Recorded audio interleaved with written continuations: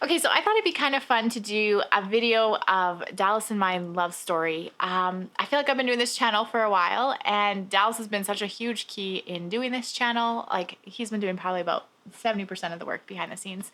I'm just kind of more the face of it, come up with the idea, and he films it, edits it, all of I'm that. here for the snacks.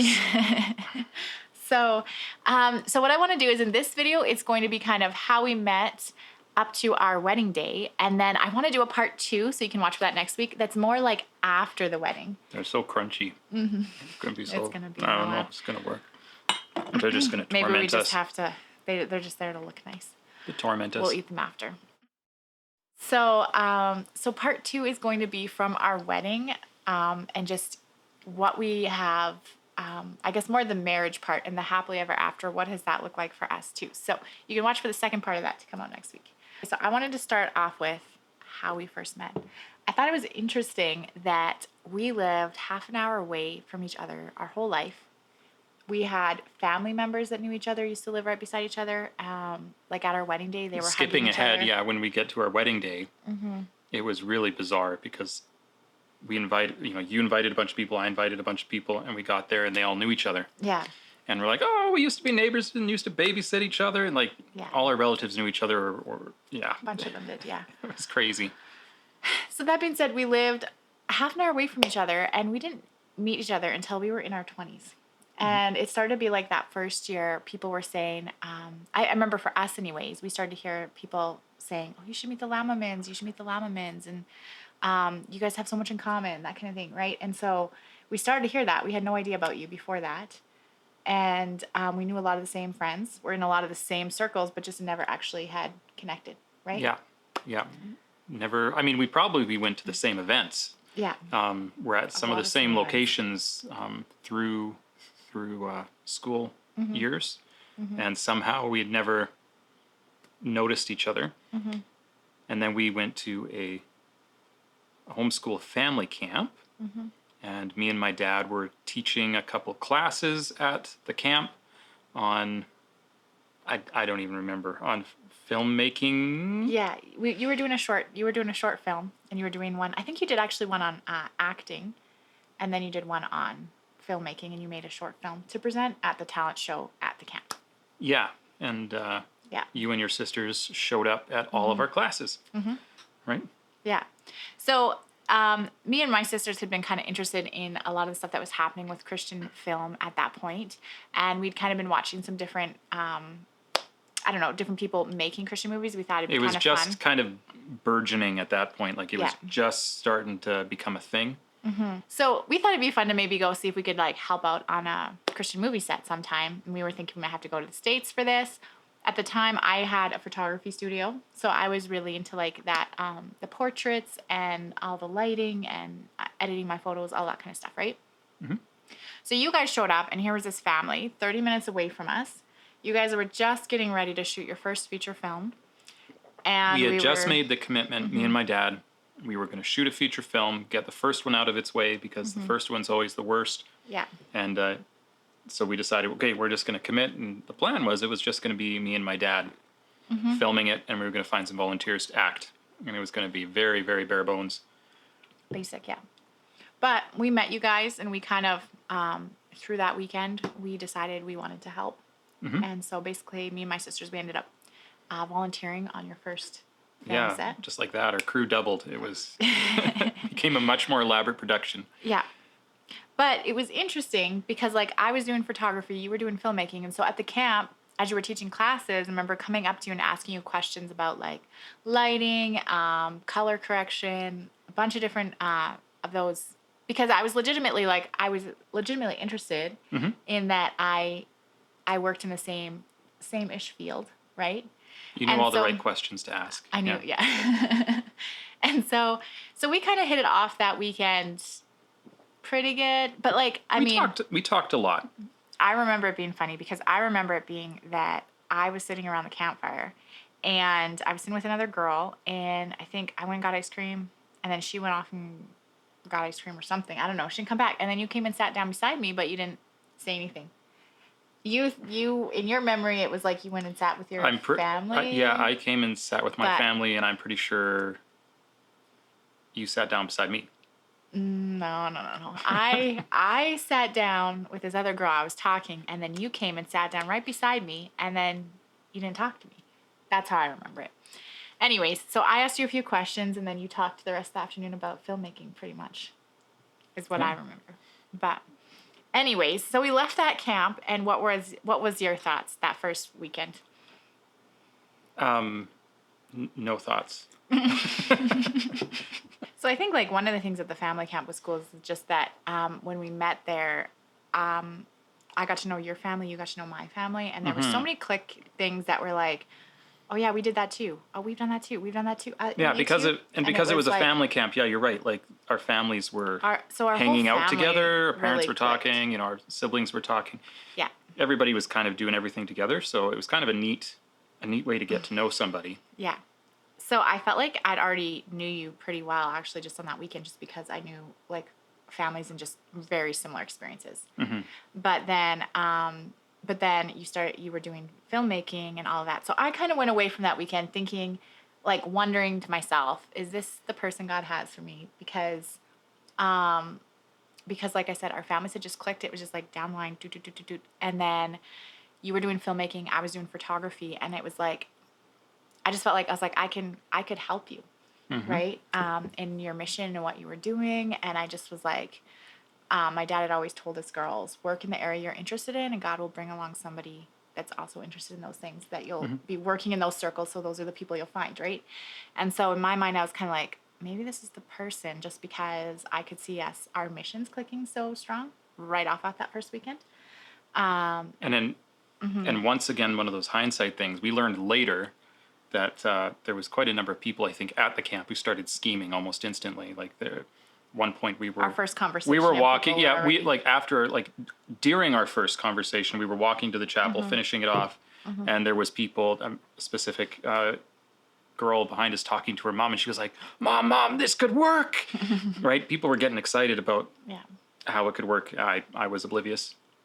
I wasn't there yet. But the funny part about that is that after we met each other there, we were seeing each other like every month for the next year at events that we weren't like a lot of them not actually like pre-planned. Like we go to the movie theater. I wouldn't be surprised if our parents had like a little bit of part of that planning, just that retrospect of people starting to scheme almost instantly. But some of it was coincidental, I think. Like we'd end up in the same movie theater. Like, you know, maybe they were scheming behind our moms can leave a comment below and tell us how much of that was on purpose and how much of it was coincidental. Because we started meeting each other like, I think we had something like every month. Now some of it was we started inviting each other to events and stuff too. But some of it was just like we'd randomly be in the same theater the same night kind of thing. Yeah. Right?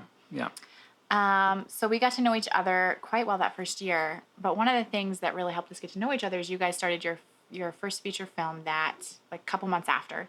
So we started getting together and helping you with that. And then we were like on set for a month. So I really got to see you working under pressure when things weren't turning out. You girls would come out and be working with us all day, every day. Yeah, for literally an entire month. Day. Yeah. And those are long days, yeah. So that was kind of a cool opportunity to get to know each other better and just each other working under pressure and all those things. The movie that we filmed will be in the link below. So if you're interested in looking at that, you can check that out in the link below. And even there, right, we got to talk. So we got to work together. You got to see the way I handle stress or whatever, and the way I operate. And I got to work with you. You were kind of my right-hand person as far as cinematography goes and setting up cameras and all that kind of stuff. And then after we would shoot, everybody would come back and we were all staying at the same place and we would just watch clips and we got to talk a lot in that context too. After the filming was done at the end of the day, we got to spend a lot of time together just talking. So that first year, really, I feel like I got to know you. I got to know your family a lot. I mean, I think honestly, I was a bit confused that first year because I felt like every time we were together, you would come up and talk to me like the whole night. I never see you talk to any other girls, but like, it was like a year before you were like asked, right? So I was always kind of guessing. I was like, I don't know what you're thinking. And we had so many similarities that it was kind of like, to me, it was a little bit emotionally hard because you were just like, just happy to hang out. Yeah. My my dad actually had approached like me. I was kind of Yeah. working through. How old was I at the time? I'm trying to think. Like Let's see. I felt really old at the time, I was but 22, you were 25. 25, so not too bad. But I felt Yeah. like time was going on. I'd had a lot of like my grandparents and things that got married a little bit later in life, and I was like, oh no, it's gonna take forever. And for my dad was like, hey, have you noticed, Joe? We think that might be something that would be worth exploring if that makes sense to you. And it was like, oh yeah, okay, right. And yeah, as soon as that opened up, or as soon as So difference between girls and guys is like I was already the first weekend like I think this is the person, and you were a year later like oh yeah maybe this could work. maybe this could work, Yeah. right? And yeah, I think there's always a little bit of fear, right? Especially like you develop a friendship with you've got a best friend, and you know that if you consider it and try and make it move forward to something else, it could end it. And so I think that there's that too, where sometimes you kind of have You're hold afraid it, of losing it. yeah, afraid of losing it. I mean, ironically, you're either ebbing or flowing. So in relationships, so if you don't do anything, the relationship's probably they're gonna get married to somebody else, and it's gonna end it too. So, but Yeah. once I realized that maybe that's what I was doing, then it was like, okay, no, I probably should, I should move on this and take the next step. So then you ended up calling my dad. You and your dad met with my parents to talk about the potential of a relationship. So I didn't know about any of this. And then after that meeting, I remember my parents coming home and just being like, "Oh, I think we should maybe we should talk about putting some guidelines for a relationship down and what that should look like, if a young man ever comes asking." And in the back of my mind, I was kind of like, Not suspicious at all. I was like, why now? Okay. And I think my parents had written up a letter explaining everything and gave it to me in a journal. And then I'd read the letter and found out that you'd asked to start a courtship. And so then I was able to call you that night and say that I was interested in pursuing that as well. And so the idea basically with the courtship for us was that we didn't want to mess around with relationships. We wanted to be either like in or out, right? And so it was like this needs to be as long as necessary, but as short as possible. And it was basically like this is going to be intense, focused research time to see if we're ready for, like, if we're right for each other. And if we're not, we want to just end it. We don't want to mess around.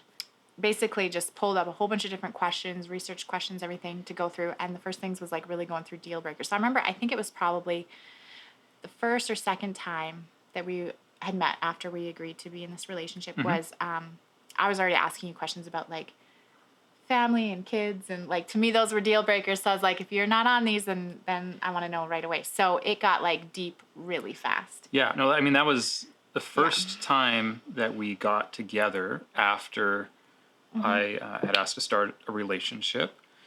We were going to an event with my family. It was a Bethlehem walk. The church, they'd set up the whole village of Bethlehem in their gymnasium, and it was a really cool experience. But we had like, I don't know, like half an hour or something before supper that we could walk around the block. And I remember walking around the block, and we were, even that first conversation once when we started the relationship was talking about what we wanted this stage to look like, right? And it was for me, one of the reasons I wanted to get married, it had a lot to do with companionship and being lonely. And I knew that had a lot to do with vulnerability and being totally transparent, totally open, totally vulnerable, which was terrifying and also the key to having a deep relationship at the same time. So we committed, dove right in. we dove right in. We said we need to ask all the hard questions. And we had lists of like hundreds of questions, and we were writing questions, on the weekdays in between, adding to it all the time, and checking them off, and our list was growing at the same time. And we didn't just like skim over those questions either. Like It was we hours and hours where we would go on walks and like talk about on it. one question, right? Like we plumbed the depths of it because we wanted to know what was the real heart behind why and how are we going to deal with this if this comes up and all those kinds of things. So it was really intense. I Yeah. remember. You'd have headaches at the Yeah, end of the day. I often had headaches Yeah. at the end of the day because it was just like such intense focus, and I wasn't used to talking that much or listening that much, right? I was used to being at home and working, editing, right, like by Yeah. myself, and so that was intense. But then even like Yeah. we would walk for hours and hours and hours because I think a little bit better when I'm moving. So girls take note. Tips. Most guys do think a lot better when they're doing something. So Yeah. walking helps a lot. Playing a game, having something else to occupy your hands or some Yeah. body movement. But like, our feet would get sore, and I would walk for some reason. My arm would go numb. How long we walked, right? It was Yeah. it was a lot. We walked the streets of Didsbury and Airdrie, walked quite extensively. Muffins. Better go get those. Yeah, so we did a lot of questions. We talked hours and hours and hours. And if you're interested in looking at some of those questions, you're thinking about a relationship or in a relationship, or even just as far as you're already married and you want to go deeper in your relationship, we have put that together. There will be a link below, and you can go on and you can sign up for our email, and we will send you a list of all of our questions. It's Jill has pages. consolidated I've them consolidated slightly, them, yes. so that it's not quite as intimidating as maybe the craziness that we did. But Yeah. it's a starting point Yeah. that you can expand from. Yeah. So if you're interested, you can go click on the link below and we can email those to your mailbox. So that once we went through that whole time, that was like, I'm trying to think, it was like 8 months, 9 months, something like that, in terms of working through those details. And then And as far as as long as it needs to be in a short as possible, as long as necessary.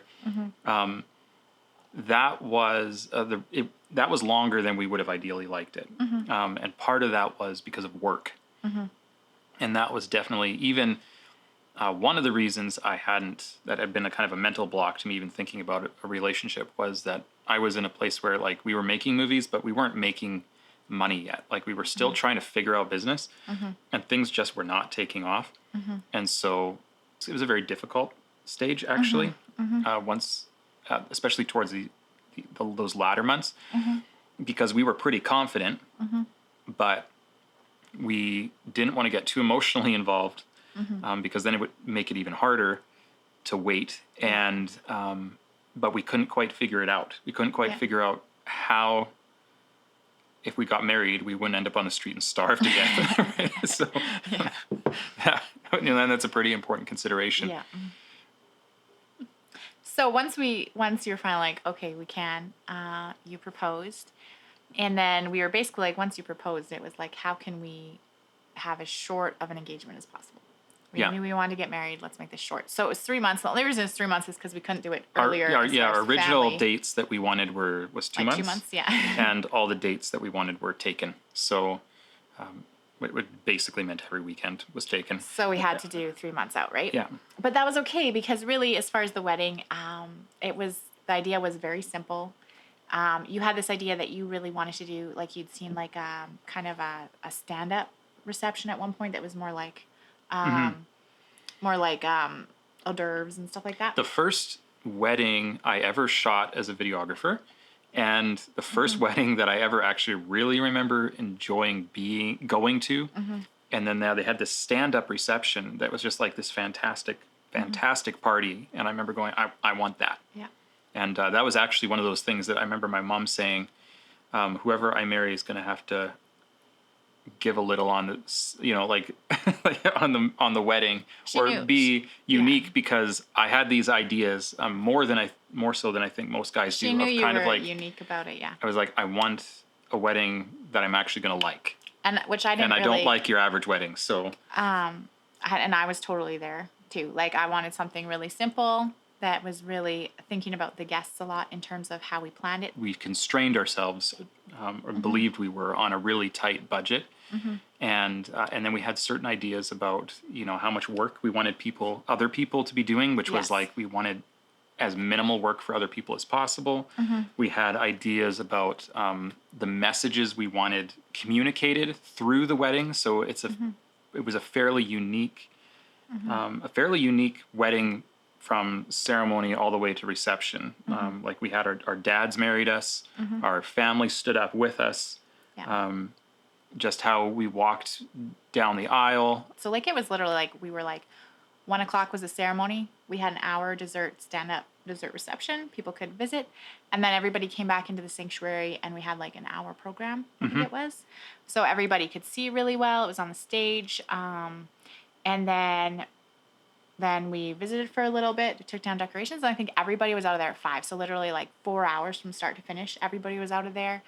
My family went back and invited some family back for pizza. We went off to our honeymoon. It was so nice because it was simple, but it was a lot of fun. And once again, if you check that link for those what are they, questions, courtship, research questions, Yeah. in that link there'll also be a link if you want to, if you like watching weddings.